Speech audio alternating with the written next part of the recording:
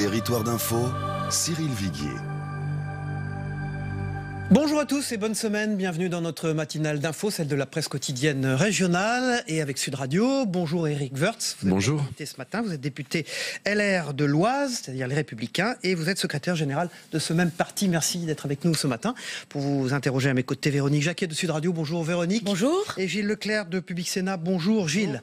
Éric Woerth, François Hollande parle ce matin à la radio, il confirme ça va mieux sur les déficits, sur la croissance, sur l'investissement qui repart, sur la compétitivité, sur la création d'aides d'emploi et le pouvoir d'achat en progression.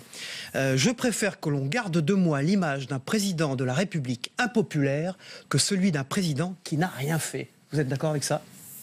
Non, enfin, je pense que si à François Hollande on avait présenté ce bilan en début de quinquennat, il aurait dit « je signe pas ». C'est-à-dire qu'il aurait dit ce bilan, c'est pas possible. Donc il essaye aujourd'hui de se rattraper aux branches. Il y a une sorte d'exercice d'auto-explication, de bilan avant le début des premières actions présidentielles. Il essaie de préparer sa candidature, de préparer le terrain.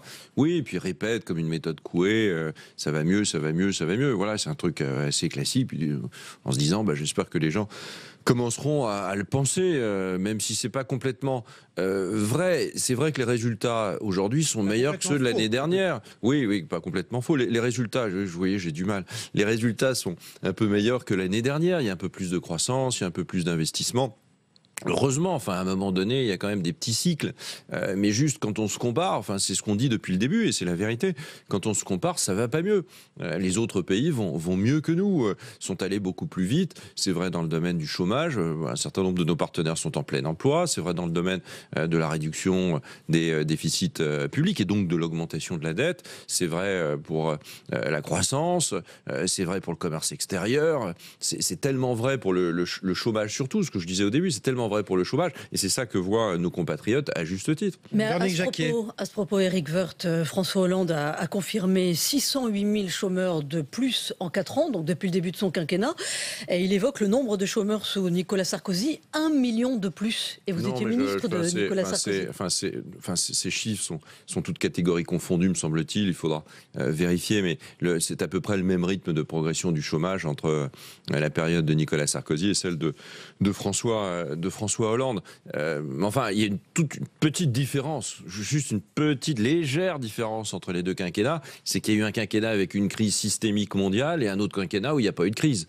Oui, mais avant la crise, il y avait quand même un an et demi de quinquennat, où là, vous auriez peut-être pu mettre plus de choses en route il y a eu à peu près un an avant la crise. La crise, elle a commencé en juillet 2007, et puis elle s'est totalement systémisée à partir de l'automne 2008. Tout sur le dos de la crise. Est-ce que vous n'auriez pas dû faire des réformes aussi structurelles? Je veux bien que vous oubliez, c'est systématique chez les journalistes, ils oublient qu'il y a eu une crise. Heureusement, pas chez les économistes, mais bon, il y a eu une crise absolument majeure qui vous a occupé, comme a occupé le monde entier pendant quasiment 2 ans et demi. Donc c'est quand même pas rien, c'est la moitié d'un quinquennat. Récession de tous les pays. Récession de -2, -3, -4, -5 pour l'Allemagne, de récession absolument gigantesque. Et c'est le début d'une augmentation évidemment gigantesque du chômage. Sauf qu'en France, le chômage il est plutôt moins augmenté dans d'autres pays. Certes, il partait de plus haut, sauf que les dettes, elles ont augmenté moins que dans d'autres pays. Donc au fond, on ne pourrait pas dire que ça allait mieux, mais ça allait pas moins bien que les autres pays durant cette crise. Je veux dire, le président Sarkozy, il a été assez exceptionnel dans cette crise et tout le monde le reconnaît. Et franchement, M. Hollande, il a rajouté du chômage au chômage. Et avant la crise, on allait vers le plein emploi. Avant la crise, souvenez-vous des débats de l'année 2016, 2006, 2007. On était à 7% de chômage, on espérait aller au taux incompressible de 5%. C'est pour ça qu'il y a la loi TEPA, enfin, etc., etc. Je ne vais pas refaire l'histoire. En tout cas, il y avait une histoire très positive sur le plan du chômage. Et puis patatras, M. Hollande, la crise. Et puis patatras, deuxième crise, M. Hollande. Voilà, 2 crises françaises en peu de temps. Gilles Leclerc. Il y a une semaine sociale importante là, qui se joue aujourd'hui. Manifestation, grève. Quel conseil, même si vous êtes de l'autre côté, vous pourriez donner à ce gouvernement? Est-ce qu'il faut qu'il aille au bout? Est-ce qu'il faut qu'il recule? Et comment doit-il se comporter par rapport à ce climat social?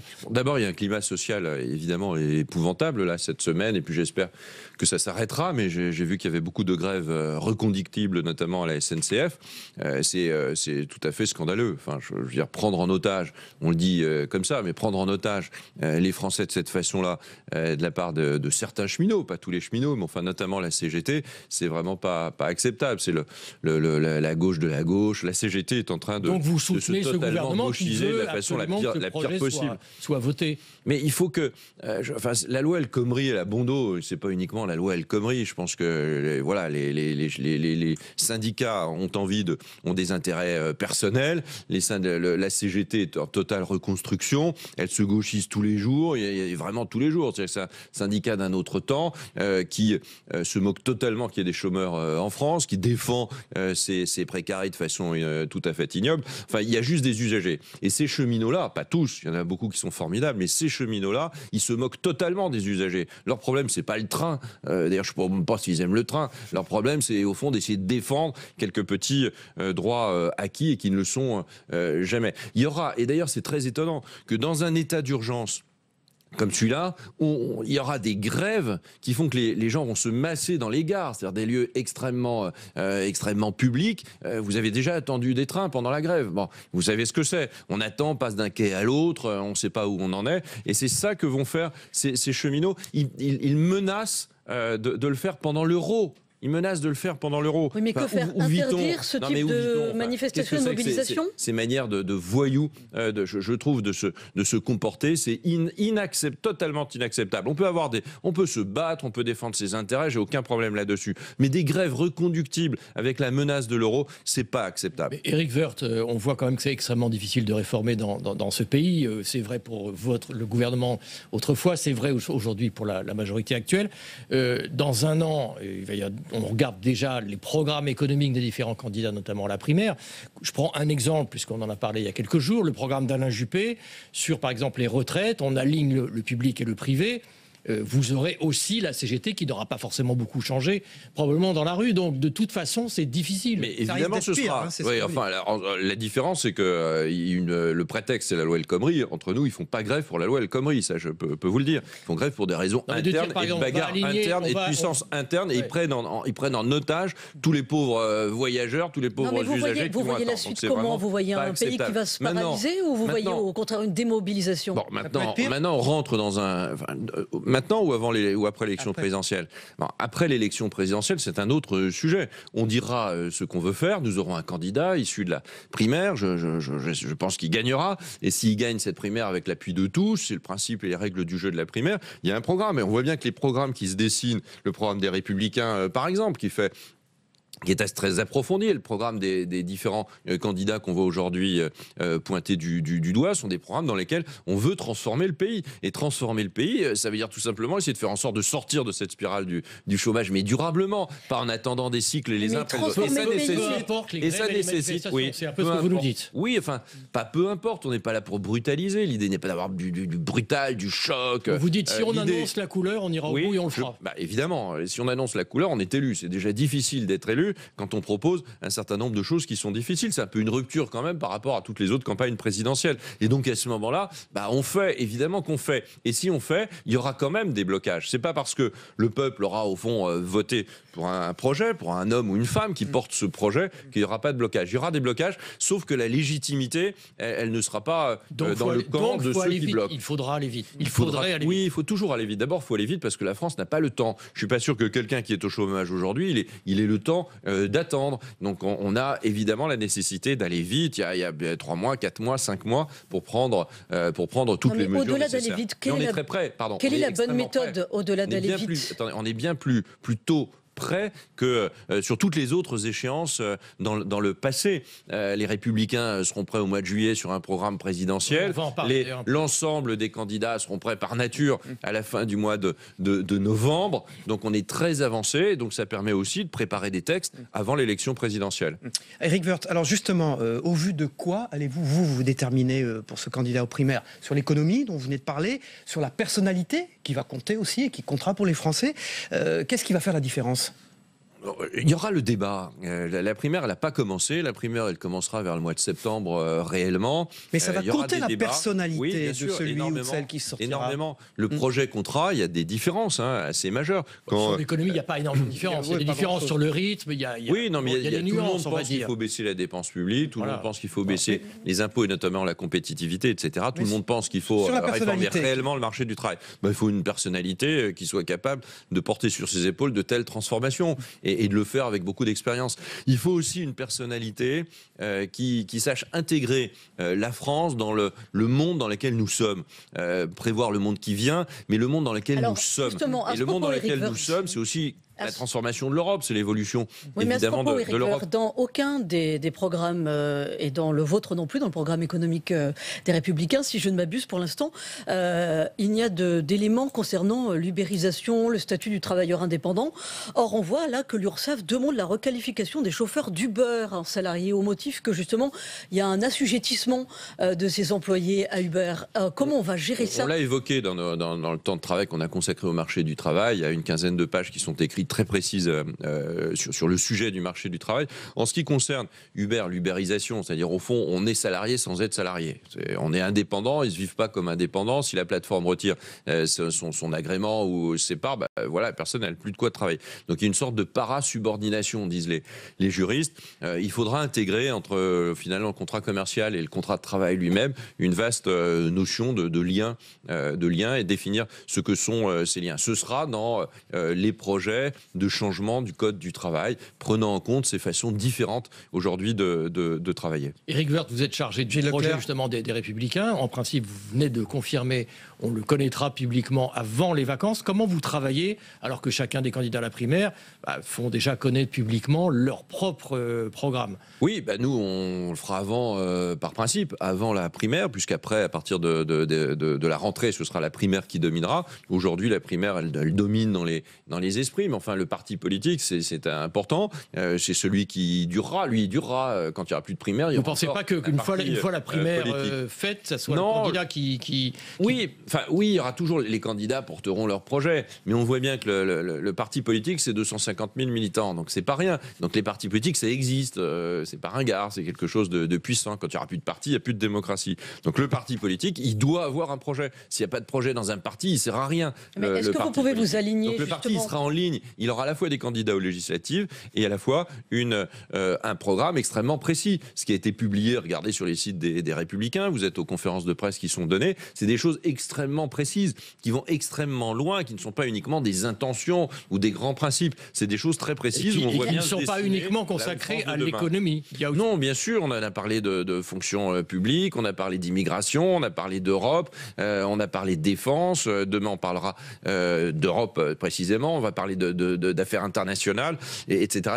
Tous les sujets, les grands sujets de réforme sont évidemment précisés dans le projet des Républicains. On dit quels impôts doivent être baissés, on dit quelles dépenses publiques doivent être changées. Enfin, vraiment, les choses sont précises. Un mot sur la mesure radicale que propose Alain Juppé là, dans son programme économique, c'est-à-dire l'alignement des régimes de retraite du public sur le privé. Nous l'avons proposé, c'est dans le projet des Républicains. Il y a juste une différence, me semble-t-il. Mais moi, je ne veux pas commenter les programmes. Donc mais je mets Alain juste Juppé, lui, ne veut pas toucher aux régimes spéciaux, par exemple. Vous dites qu'il faut toucher aux régimes spéciaux? Je ne sais pas ce que dit Alain Juppé sur les régimes spéciaux. Nous pensons qu'il faut supprimer les régimes spéciaux. Ils ne s'expliquent plus. Comme la pénibilité, d'ailleurs, est une forme de régime spécial. Les régimes spéciaux ne s'expliquent pas. Comment expliquer aux Français que les cheminots, ils partent à 57 ans? Comment expliquer tout ça? Comment expliquer qu'un certain nombre de personnes partent beaucoup plus tôt à la retraite avec la même retraite? C'est juste pas explicable, c'est pas équitable, c'est pas juste. C'est absolument pas juste. En plus, c'est les citoyens qui payent pour compenser. Ils payent sur leur propre impôt les retraites de ceux qui partent plus tôt qu'eux. Donc c'est un système totalement injuste. Et il n'y a pas de pénibilité dans ce travail plus particulière que pour tout autre travail. Il n'y a aucune pénibilité de plus. Donc ce n'est pas acceptable et c'est pas possible. Donc il faut supprimer les régimes spéciaux pour que chacun soit traité de la même manière. Alors on peut tenir compte de tel ou tel aspect, bien sûr. Et puis surtout, il faut changer les régimes de retraite, non pas uniquement comme on dit, en flux, c'est-à-dire pour ceux qui deviennent les fonctionnaires, pour ceux qui deviennent fonctionnaires maintenant et qui donc prendront leur retraite que dans 40 ans. Parce que ça, c'est pas une vraie réforme. La vraie réforme, c'est comment le faire pour ceux qui sont aujourd'hui juste un mot sur le bureau politique ce soir des Républicains. Est-ce que cette fameuse question du vote pour la primaire des Français de l'étranger, c'est résolu? Ils pourront voter Internet et papier ou l'un des deux, ou c'est quoi la réponse? Il y a eu beaucoup de discussions pendant le week-end. Il y a une réunion là dans quelques minutes sur ce sujet. Puis il y a un bureau politique en fin de journée. Il y a quand même un truc un peu hérissant, si vous voulez. Ça a été le fait de prendre les choses en contre-vérité. La vérité, c'est qu'il y a une charte de la primaire. Cette charte, c'est la constitution de la primaire. Elle a été votée par tout le monde, par tous les candidats. Elle a été votée par tous les militants. Et cette charte, elle dit, dans son article 6, elle dit que tout le monde vote papier. Et d'ailleurs, elle précise, donc ça veut bien dire que les gens avaient ça en tête au moment où ils l'ont rédigé, elle précise que ce sont les Français de métropole, que ce sont les Français de l'étranger et que ce sont les Français d'outre-mer. Donc elle le précise. Bon, le comité d'organisation des primaires a voulu changer cela, mais n'a pas soumis. Donc on est bien dans une logique où on veut changer la charte de la primaire. C'est pas le contraire. C'est un peu la double peine. C'est pas Sarkozy qui veut changer les choses. Non, je veux le dire parce que j'ai entendu ça. C'est pas Nicolas Sarkozy qui veut changer les choses. Nicolas Sarkozy, il dit pourquoi on laisse pas les choses telles qu'on les a votées il y a un an. Certains veulent changer les choses. Peut-être que c'est plus pratique, mais ça crée un problème qui est celui du fait que des Français vont voter différemment. Et donc ça crée pas les mêmes logiques de vote quand vous votez papier ou quand vous votez Internet. Et c'est pour ça d'ailleurs. Et vous préconisez quoi? Au départ, c'était Internet. Éric C'était papier, pardon. Et à partir du moment où c'est papier, il est vrai que ça pose des problèmes probablement dans certains pays. Bon, bah voilà, et il faut regarder. Il pourrait y avoir quelques exceptions, mais précises. Une date pour vous déterminer vous-même par rapport au candidat des primaires? Je le ferai après le projet. Je pense que. C'est-à-dire alors, on vote le projet vers le 2 juillet, donc on verra cet été. Là-dessus, les choses sont claires. Tout le monde prendra parti. Ça ne sera pas Nicolas Sarkozy automatiquement. Écoutez, je travaille avec lui, donc il y a beaucoup de chance. Mais en même temps, moi je souhaite faire mon métier sur le projet, être secrétaire général de mon mouvement, puis après on basculera dans la primaire. Chacun se déterminera, puis il faut que tous les candidats soient candidats aussi. Merci Éric Woerth, député Les Républicains de l'Oise, secrétaire général des Républicains, d'avoir été l'invité de cette matinale d'info. On passe à l'analyse de l'actualité avec les éditorialistes dans un instant.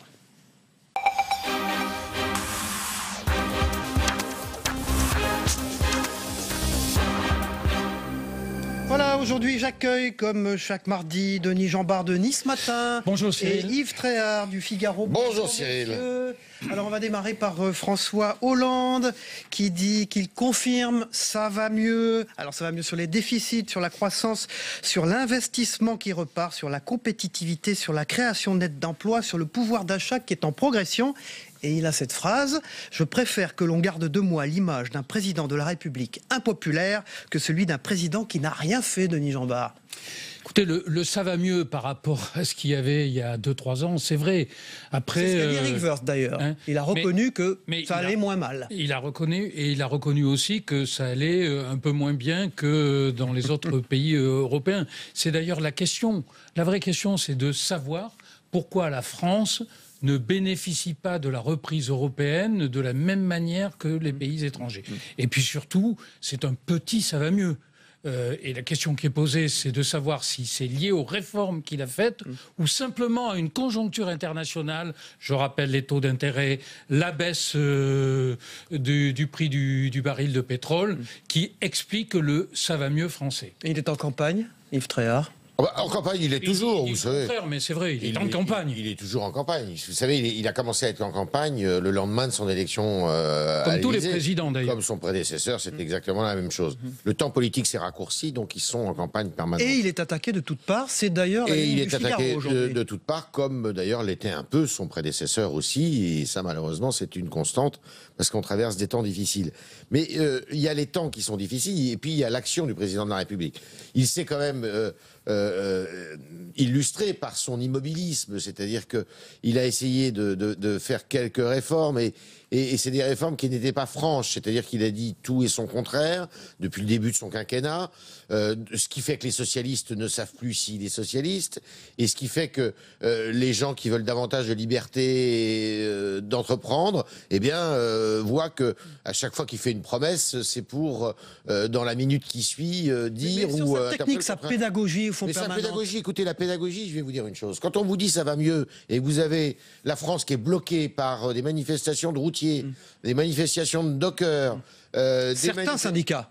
Certains syndicats. D'ailleurs, c'est ce qu'a dit Eric Woerth aussi. Bien sûr, c'est vrai. Il ne s'agit pas d'une majorité. Non. Et puis quand vous avez des problèmes qu'il faut résoudre et qu'on n'a toujours pas résolus, et c'est là où on attend les politiques. Vous voyez, par exemple, l'histoire des taxis Uber, le statut. C'est là-dessus qu'on attend les politiques aujourd'hui. C'est de savoir comment ils peuvent anticiper mais la droite n'est pas mieux là-dessus. Elle n'a pas encore. La droite doit faire ses preuves. Écoutez, la droite doit faire ses preuves. Elle a été au pouvoir pendant mais il n'y a rien dans le Chirac, programme aujourd'hui. Sarkozy pendant 10 ans. Et on peut pas dire, bon, il y a une crise extrêmement systémique, comme l'a dit Eric Woerth, il a raison, qui fait que ce que voulait faire, en tous les cas, Nicolas Sarkozy a été largement compromis à cause de cette crise. Dans l'intervention du chef de l'État ce matin sur Europe 1, il a noté quelque chose qui est juste. La question, c'est, au-delà du ça va mieux statistique, c'est est-ce que ça va mieux pour les Français et pour qui? Et je crois que la réponse des Français au ça va mieux, c'est ça va mieux pour qui? Et il n'y a pas encore de traduction dans la vie quotidienne de ce « ça va mieux ». Alors, il y a justement une réforme qui permettrait que ça aille un peu mieux dans la vie quotidienne des Français. C'est la réforme de la justice, celle du 21e siècle, comme s'appelle cette loi. C'est-à-dire divorce, sécurité routière, class action. Alors, le divorce, c'est consentement mutuel plus souple. Sécurité routière, c'est un repérage par vidéocaméra, vous avez vu, d'un certain nombre d'infractions, facilité. Et le class action, c'est, à la française, c'est la possibilité de mener une action de groupe contre des discriminations au travail, par exemple. Ça, c'est des réformes de la vie quotidienne des gens pour que ça aille mieux. Oui, mais écoutez, du point de vue de la sécurité... Et c'est à l'Assemblée nationale aujourd'hui. Oui, non, mais d'accord, mais la sécurité routière, par exemple, le bilan, on est parti de 17 000 morts au début des années 70, avec sans doute 2 fois moins de trafic routier. Et l'accélérateur, ça a été dans les années 70, et il faut bien le dire, Jacques Chirac. Mais depuis 3-4 ans...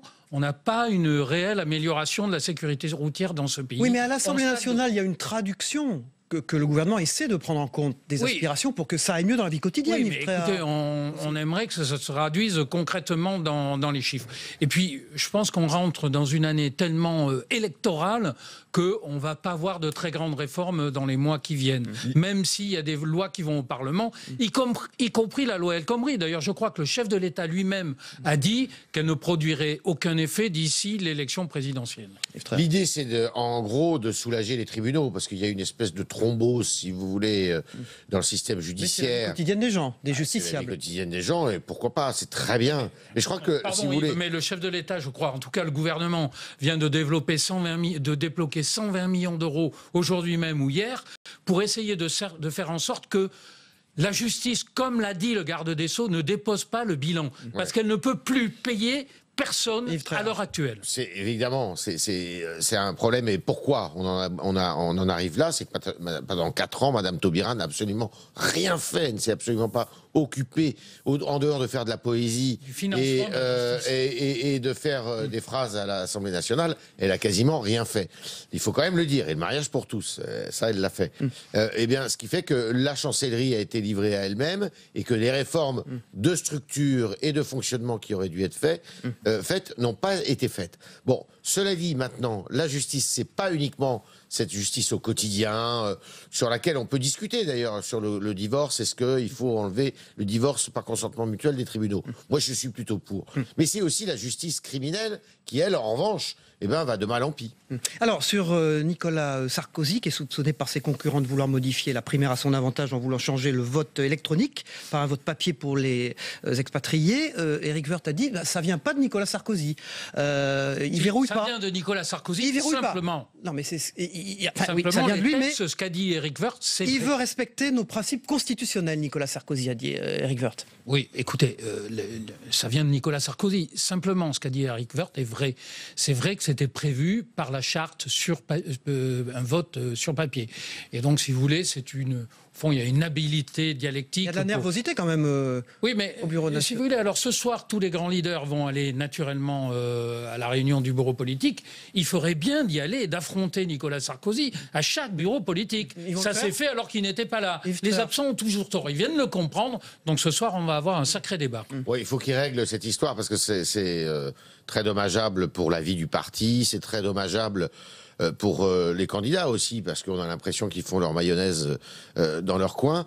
Ce qui est sûr, c'est qu'il faudrait mieux quand même qu'il y ait le vote électronique pour les Français de l'étranger, parce que pour connaître un petit peu certains des pays, c'est très difficile d'aller voter quand vous êtes au Canada convaincre les gens d'y aller. ou dans d'autres pays. Très bien, la une du Figaro, on l'a dit, c'est Hollande attaqué de toutes parts, avec une photo d'ailleurs à droite pour nos amis de la radio de Montebourg. Ça veut dire que voilà, il fait partie des attaquants. Oui, des attaquants, mais assez médiocre quand même, parce que c'était assez médiocre. Le discours qu'il a fait hier était un discours, je dirais, petit discours, sans grand projet, entre deux eaux. Il n'y avait ni le ton, ni les idées. Et on se demande ce qu'il a à dire. Nice Matin, il l'a dit lui-même, il a dit le temps n'est pas venu de développer un projet. Alors, une 20 secondes, il nous reste pour Nice Matin, mais là, c'est une une sur Cannes, assez naturelle. C'est Gilles Jacob qui a organisé une vente à partir d'un certain nombre d'objets, et donc la une a été consacrée.